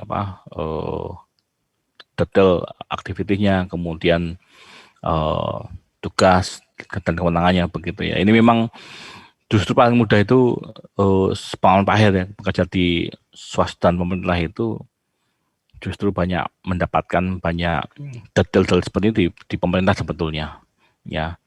Pak masih sempat simpan tuh yang namanya job desk dari PM, dari General Superintendent, dari SM itu berbuku-buku, mungkin hampir 4-6 buku begitu di pemerintahan begitu, bukan di swasta. Kalau bicara mengenai sumber daya manusia loh ya. Ya, di luar konteks produk dari dokumen project begitu, sana bisa terbaca dengan jelas apa itu fungsinya General Superintendent, apa fungsinya SM, terinci dengan baik begitu. Ya, di swasta ya naturnya sih ya hanya dikembangkan dari beberapa aturan yang berlaku ataupun dari beberapa training yang pernah diikuti oleh PM gitu ya. Tapi kalau detail dari job desk itu justru banyak belajar dari pekerjaan di pemerintah. Ya, pada saat sebagai konsultan supervisi di jembatan begitu ya, banyak belajar detail rincian dari masing-masing bagian begitu, jenjang dan jenjang kepangkatan, jenjang jabatan begitu ya. Ya, tapi lagi-lagi kalau ya mesti hati-hati kalau di pekerjaan pemerintah itu, kita salah sedikit itu artinya bisa panjang misalnya begitu kan, maka harus jeli dan tepat begitu ya. Oke. Ya, ini contoh ya, kalau di lapangan itu saya pernah contohkan itu di penggunaan MS Project lah ya, bagaimana memonitor jumlah kebutuhan sumber daya manusianya atau pekerjanya. Bulan pertama sekian, bulan kedua sekian. Pertanyaan bagaimana Pak kalau misalnya sudah mendengar finishing begitu. Nah, ini kan mestinya harus di leveling lah supaya nggak tiba-tiba dari 175 nanti Anda cut off sampai menjadi dari 275 ya, ini ya, misalkan ya mengurangi 100 begitu, itu bukan pekerjaan yang mudah karena terutama pekerja di lapangan ya, sulit mendatangkan, tapi juga ketika mengurangi juga tidak mudah juga, maka perlu namanya leveling. Jadi ini kalau kita bermain dengan program project, kita bisa melakukan leveling, artinya supaya kebutuhan ini bisa rata dan mungkin saja tidak perlu harus di sini tidak harus muncul puncak di sini begitu. Dan perataan berarti kita sudah bisa melihat atau memetakan distribusi setiap minggunya berapa kebutuhan tukang yang diperlukan di lapangan begitu. Ini contoh saja. Ya. Oke, sampai di sini adakah yang mau ditanya dulu? Silakan ada pertanyaan. Oh, ini ada yang chatting. Oh, Frederick. Oke, ada yang mau ditanyakan dulu atau yang didiskusikan dulu? Silakan, beri kesempatan.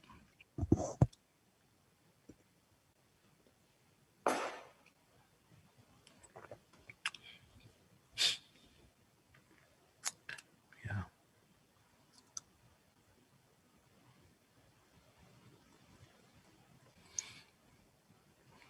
Ayo. Jangan jadi jadi sedikit aja intervensi begitu ya di satu kali kesempatan itu kan di lapangan ya, ini Pak sudah supaya menjadi reminder ya, di lapangan itu kan ada SM yang diskus dengan Pak di lapangan. Wah, kondisi seperti itu putranya itu sekolah kan karena masih online begitu ya, tapi ya semua tidak maksimal begitu. Selalu kan dia cerita bahwa di rumah itu disiapkan laptop, disiapkan juga HP untuk kuliah, untuk sekolah ya. Tapi begitu HP nyala, laptop nyala itu malah putranya itu bermain kemana nggak tahu begitu. Jam 7:30 sudah jam 7 lah ya, mulai sekolah di kelas online begitu. Tapi dicari orang tuanya nggak ada karena terus bermain kemana-mana begitu, artinya ditinggal aja begitu. Nah ini itu anak kelas 4 SD begitu kan. Nah, pada harap itu kan tidak membandingkan, tapi kita belajar bahwa akhirnya kalau kuliah online itu kan memang sulit, nantinya keberterimaannya knowledge itu tidak mudah. Ya, tapi mohon untuk tidak ditinggal pergi ya, tapi tolong kamera sih boleh dimatikan, tapi mohon untuk tidak ditinggal pergi begitu kan, karena lagi-lagi tidak mudah untuk menerima pengetahuan dengan cara seperti ini ya. Sekali dua kali boleh, tapi ini kan kondisinya kondisi yang luar biasa sehingga tidak bisa langsung head to head begitu kan, tidak bisa tatap muka dengan saya di kelas begitu ya. Nah, pada harapkan semoga lah ini lebih baik lagi sehingga karena tidak bisa membayangkan bagaimana kamu lulus itu kuliah ya tidak pernah tatap muka dengan dosennya. Saya juga nggak pernah terpikir bagaimana caranya begitu untuk memperbaiki kualitas dari proses seperti ini begitu. Gitu ya, mohon dibutuhkan kesadaran, sebuah aware yang cukup baik ya. Artinya mesti kamu di level mahasiswa harus tahu bedanya. Itu sih. Nah, itu sedikit lah intermezzo. Ya. Oke, ada yang mau ditanya dulu sebelum Pak akhiri? Pak nyari reminder tugas semua sudah presentasikan sehingga nanti tolong di-report, dibuat laporan, dikumpulkan di UAS ya, masalah ya Pak sudah sampaikan ya di awal kuliah kan di UAS untuk disampaikan di UAS begitu. Ya. Pak Her. Yuk, untuk tugasnya itu dikumpulkan dalam bentuk report, laporan atau dibuat seperti paper saja? Laporan ya, jadi ada bab 1, ada bab 2, ada sampaikan di awal kuliah kok ya, untuk bentuknya kan itu ya. PowerPoint juga dikumpulkan PowerPoint-nya ya, Mac ya, nanti dikumpulkan juga PowerPoint-nya begitu. Baik Pak. Ya, oke.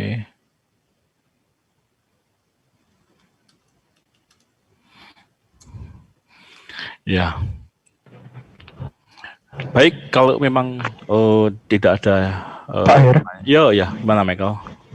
Mohon maaf, ini Fiona sepertinya tanya lewat chat, Pak. Oh, maaf, Pak Hel.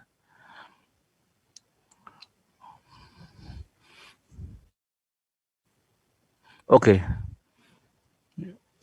Dalam satu proyek konstruksi pasti ada PM yang bertanggung jawab pada proyek tersebut. Jika terdapat pergantian PM di tengah proyek itu, apa yang terjadi atau dampaknya terhadap proyek bagaimana? Ya, oke, yang pertama dulu, PM sangat mungkin digantikan di tengah jalan. Ya, jadi bahkan juga bukan hanya sekali, ya. Saya punya satu bimbingan tuh di Spadiu, ya, di Kalimantan itu PM-nya hampir 2 atau 3 kali diganti. Proyeknya itu kurang lebih hampir 1,5 tahun. Ya, singkat Pak, minim 2 kali, singkat Pak Her. Ya, jadi sangat dimungkinkan PM diganti. Itu yang pertama. Yang kedua, dampaknya bagaimana kalau kalau ada penggantian PM? Ya,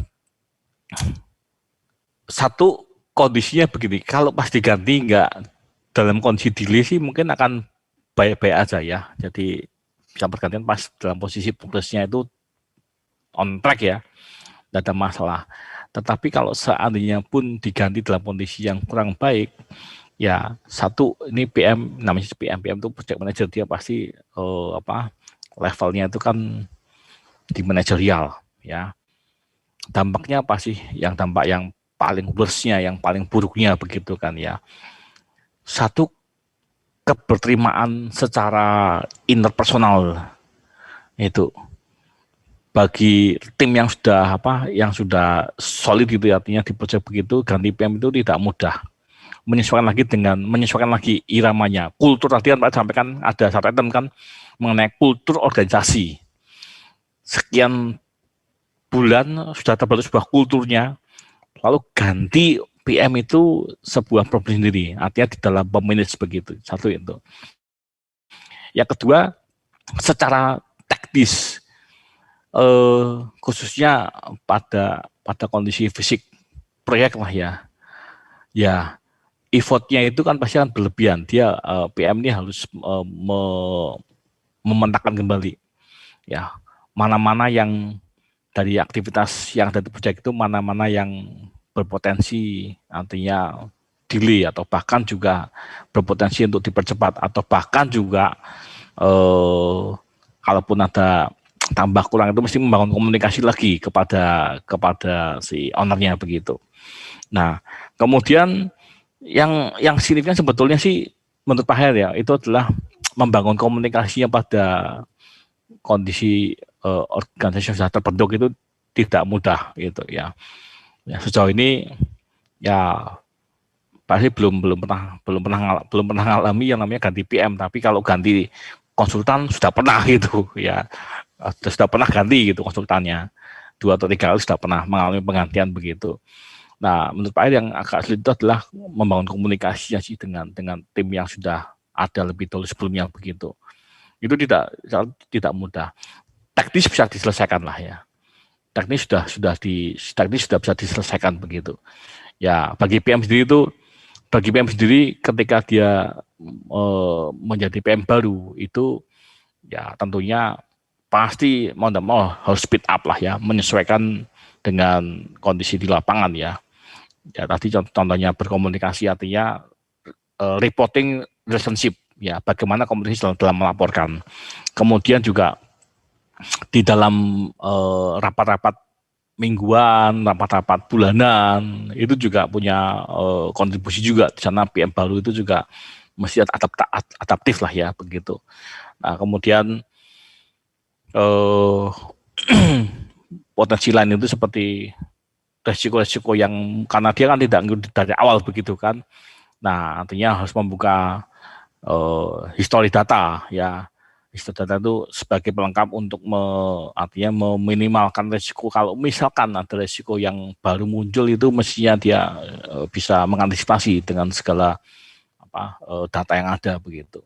Ya makanya memang diharapkan ya proyek itu tuntas. Tapi kalau proyeknya itu tahun jamak sampai 3-5 tahun itu bukan tidak mungkin sekali lagi PM-nya bisa berganti PM-nya itu dan sangat besar potensinya. Maka sebisa mungkin itu proyek itu cepat selesai ya, waktunya ada limitasinya, tetapi juga diharapkan bisa tuntas karena tidak enak. Saya katakan pergantian tim itu tidak enak, artinya ada pergantian PM ataupun mungkin ada kalau mungkin di level middle atau mungkin di level bottom ya mungkin tidak terasa, tapi di level PM SM itu sangat terasa pergantian ini begitu ya. Begitu Fiona yang Pak jawab begitu. Kemudian nah biasa kenapa sih PM bisa diganti? Satu, PM itu sebenarnya kan ranahnya itu banyak di manajerial. Dia bukan sebagai seorang bukan tugasnya itu bukan banyak di teknik, tapi bagaimana memanage atau mengelola dari tim yang ada. Kemudian juga yang penting bagaimana menjaga hubungan baik dengan owner sekaligus menjaga cash flow-nya. Ya, PM itu bukan levelnya di teknis ngurusi misalkan ya betonmu nggak masuk gitu. Itu bukan level PM. Ya, tetapi bagaimana tim yang ada itu bisa optimal untuk mendelivery produk yang diminta, yang diharapkan oleh owner, dan semuanya bukan berada pada level memenuhi standar, tapi harapannya itu kan owner menerima atau bisa mendapatkan sebuah menyatakan oke, saya puas pada tim Anda begitu. Itu yang jadi kalau hanya standar semua rata-rata begitu sih. Artinya ya memang sudah seharusnya, tapi kalau bisa mencapai sebuah nilai kepuasan dari sisi owner ya, excited begitu, itulah yang namanya PM begitu. Ya segitiga waktu triple constant dari segi biaya mutu itu selalu akan dipegang oleh PM ini. Nah biasa karena ganti biasanya ya salah satu yang sering jadi problem itu adalah komunikasi kepada owner maupun kepada di level middle management SM ya. Itu yang menjadi biasanya pemicu sampai diganti PM. Kalau justru sebaliknya, yang ada begini, kalau PM-nya bagus komunikasinya, justru dia dipindahkan karena memang dibutuhkan skillnya. Saya nggak bersebutan di proyek mana, tapi saya salah satu proyek yang cukup besar di Jakarta begitu ya, dia handle 2-3 proyek. Sebelumnya ada di tempat lain, tapi ternyata dia dipindahkan ke proyek yang lebih besar lagi. Ya, dipindahkan konotasinya tidak selalu negatif, tapi juga bisa karena memang dibutuhkan dalam konteks the big challenge. Ya, hari ini kita tahu lah ya proyek terbesar di Jakarta ya, itu kan PM-nya sih Pak tahu lah ya. Juga teman Pak juga pernah sana, tapi karena dibutuhkan lebih besar, artinya PM itu sampai ini masih bertahan. Memang the big challenge begitu, mampu kapasitasnya begitu. Nah, kalau satu kali Anda jadi PM, mau jadi PM ya tentunya membangun recordnya itu dari ketika bekerja, dari mulai QC mungkin, dari pengawas harian, pengawas lapangan begitu dibangun, sehingga tahu rasanya bagaimana melakukan pekerjaan teknis di lapangan itu sampai pada posisi puncak begitu. PM cenderung pada banyak hal yang sifatnya non teknis ya. Kalau dia diganti biasanya sih sulit untuk berkomunikasi, mengelola komunikasinya itu sulit biasanya seperti itu. Kalau terlambat ya itu teknis lah ya, sudah pasti bisa jadi. Kalau mau diceritakan Pak bagaimana dia tahu terlambat tapi nggak ada action atau bahkan juga tidak punya sebuah inisiatif yang baik, itu sangat bisa diganti begitu. Tapi posisi Pak sejauh ini lah ya, itu banyak di dalam non teknisnya, komunikasi pada owner, pada middle manajemennya itu menjadi signifikan kata kunci yang utama di situ begitu. Kalau mampu nggak mampu itu nanti yang mengevaluasi adalah ini PM pada pelaksana loh ya, itu dari CM bisa, atau mungkin wakil owner juga bisa memberikan sebuah penilaian begitu. Nah, apakah karena dinilai kurang mampu? Ya, itu biasanya dia tidak mampu mengkomunikasikan, dan ketika tidak mampu mengkomunikasikan itu kan menjadi problem. Artinya tidak bisa mendelivery sebuah masalah begitu. Maka kalau kita perhatikan di dalam body of knowledge, project management body of knowledge, masih ingat kan ada satu chapter yang bicara mengenai apa? Project communication management. Itu. Mengapa komunikasi tidak include atau implisit muncul di chapter lain? Tidak. Ya, kalau kita kan bicara mengenai scope sudah, integration sudah, time, cost, quality sudah, human resource ini hari ini. Nah, communication ada sendiri, eprok ada sendiri untuk pengadaan kan. Nah, itu kan berarti kan salah satunya itu bicara mengenai communication dan arti bahwa melit itu butuh sebuah skill untuk berkomunikasi di lapangan. Mungkin saja kalau contoh ya teknis lah ya, mungkin ini mohon maaf berbicara misalkan Pak saya mungkin tidak pandai kaitan dengan perencanaan dengan desain begitu. Tetapi kan Anda bisa belajar dari staf di bawah Anda. Ya, misalkan Anda pada posisi SM, Anda bisa belajar. Nah, sekarang dengan belajar bagaimana mengkomunikasikan. Kalau itu bisa fine, bisa well, nah, Anda tidak harus menjadi seorang drafter, tidak harus pandai menghitung kan, tapi Anda paham konsepnya, Anda bisa belajar dan mengkomunikasikan bagaimana mengkomunikasikannya begitu. Sejauh ini sih beberapa ya artinya bahwa memang Pak jarang mengalami mengganti PM jarang ya, tapi beberapa hal kalau Pak pelajari di proyek yang pernah terlibat ya, yang gede-gede itu PM itu keyword utamanya menurut Pak adalah komunikasi menjadi penting sih. Itu kalau dia bisa mengkomunikasikan dengan baik kepada owner ya, baik bukan hanya pandai bicara tidak, tapi adalah tentunya kontennya juga konten teknis lah ya. Daily gimana dia meresponnya, gimana menjaga cash flow-nya, lalu bagaimana bisa mendelivery sehingga bisa digunakan oleh owner itu dengan tepat waktu begitu. Itu menjadi keyword menurut Pak Her ya. Skill di luar skill teknis lah ya. Nah, maka ini menarik nih yang ditanyakan Fiona itu. Artinya karena dengan PM ini kalau kita perhatikan ya, sebetulnya tadi yang ditanyakan oleh nyambung dari si Michael dan si Kevin ya, ada satu bidang khusus yang namanya apa? Tadi kita hanya bicara apa? SK kok mesti mungkin SK-nya Menpro, SK-nya adalah jalan gedung dan sebagainya. Sebetulnya ada lagi SK yaitu Human Resource Certificate. Itu ada juga PM barangkali butuh SK-nya itu ya. Human Resource Certificate Management. Ya, itu ada. Ya, mengatur manusia, menghitung membuat remunerasi, kemudian menyusun hubungan industri dengan pekerja begitu. Maka ya itu berbeda levelnya begitu. Itu Fiona yang Pak Her respon dari apa yang Fiona diskusikan di kelas di hari ini begitu. Ya, tidak cocok sih, waduh.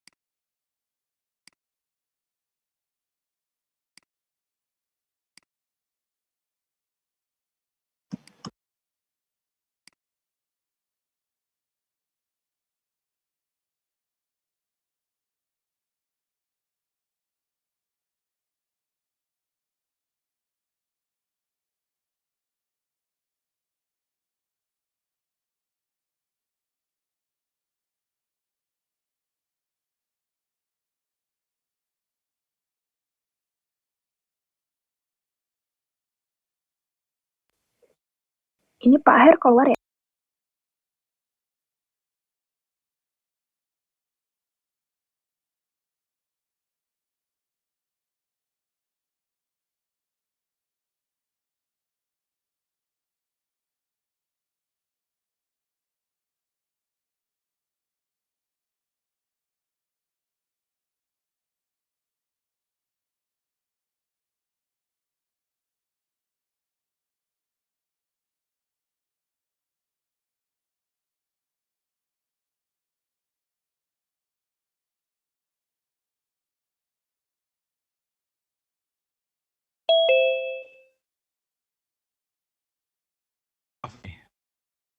baterainya habis. Pasti tadi lupa ngecas begitu. Ya. Oke. Begitu Fiona. Yang Pak Her jawab dari apa yang Fiona tanyakan begitu. Ya. Ya. Oke, silakan Fiona, nggak apa-apa. Masih ada waktu. Silakan. Lalu untuk hubungan dengan owner, apakah owner memilih hak untuk meminta PM diganti atau sebatas menyatakan pendapatnya bahwa sangat boleh, sangat dimungkinkan bahwa tentunya tapi owner memintanya nggak langsung ya, tapi karena lagi-lagi bahwa owner punya kepanjangan tangan di lapangan, minimal owner bisa mengajukan itu lewat owner representatif ya atau wakil owner mengajukan, dan ini sangat besar peluangnya, artinya sangat besar artinya kemungkinannya sangat besar sekali. Boleh aja, tidak cocok boleh, artinya meminta penggantian ini. Saya cerita dikit ya, tapi off the record. Ada proyek di Kalimantan, ini miliknya plat merah ya, jadi ownernya adalah pemerintah, plat merah. Kemudian dia punya MK ya. Nah, tapi yang unik begini, harusnya tuh MK itu kan punya peran, punya kontribusi yang strategis ya. Dia bisa memanage dari mulai waktu biaya sampai dengan dan sebagainya. Tetapi justru terbalik, MK-nya banyak didikte oleh ownernya. Akibatnya apa? Akibatnya itu sudah 2 kali itu diganti PM-nya MK itu diganti karena tidak mau nurut sama ownernya begitu. Nah, ini katanya ada ketidakcocokan begitu. Tapi dalam konteks karena MK-nya harus panut owner, sehingga yang tidak mau, artinya kalau pola komunikasinya itu tidak cocok, tidak bisa nggak cocok, maka bisa menggantikan. Tapi ini contoh yang menurut saya tidak benar lah ya gitu ya. Karena kan harusnya itu MK wakil owner, masa ketika sudah bekerja secara profesional masakah harus diganti gitu. Ini case dari yang Pak Her dari case tadi yang Pak Her bimbing di profesi insinyur gitu ya. Ada juga begitu, seperti itu penggantian, dan boleh Fiona, artinya cocok itu kan banyak hal begitu ya. Seharusnya tadi itu berkomunikasi juga taktis yang tidak bisa menghandle di lapangan itu boleh-boleh aja diganti, dan boleh Fiona mengganti, dan boleh mengajukan begitu. Nah, tapi kalau meminta satu tim diganti ya tentunya ada reason yang reason yang kuat ya. Tidak bisa saya minta ganti MK lah karena apa. Nah, itu tidak semudah itu. Tapi kalau hanya mengganti PM jauh lebih besar potensinya dan sangat dimungkinkan sekali Fiona. Begitu. Haknya pasti dong. Oke. Baik, terima kasih Fiona untuk diskusinya, untuk beberapa pertanyaan yang baik di dalam konteks untuk pengelolaan sumber daya manusia ini. Begitu. Ya, demikian untuk kuliah PR di siang hari ini. Pak Usama, terima kasih Bayu sudah mengorganisasi di kelas siang hari ini dengan baik. Juga untuk semuanya yang sudah tetap hadir, tetap stay untuk sampai dengan tuntas di siang hari ini. Baik Pak, silakan Pak, ada closing statement dari Bayu. Silakan Pak. Baik Pak. Jadi untuk materi hari ini Pak mengangkat topik human resource management. Untuk definisi dari human resource management sendiri adalah proses mengorganisir dan mengelola project team. Contoh real dalam sumber daya manusia di proyek adalah struktur organisasi proyek sendiri, seperti pada contohnya ada project manager, site manager, engineer struktur, arsitek, MEP, quality control, dan lain-lain. Kemudian dalam proyek pembangunan gedung dan jembatan terdapat perbedaan penyebutan nama struktur organisasi.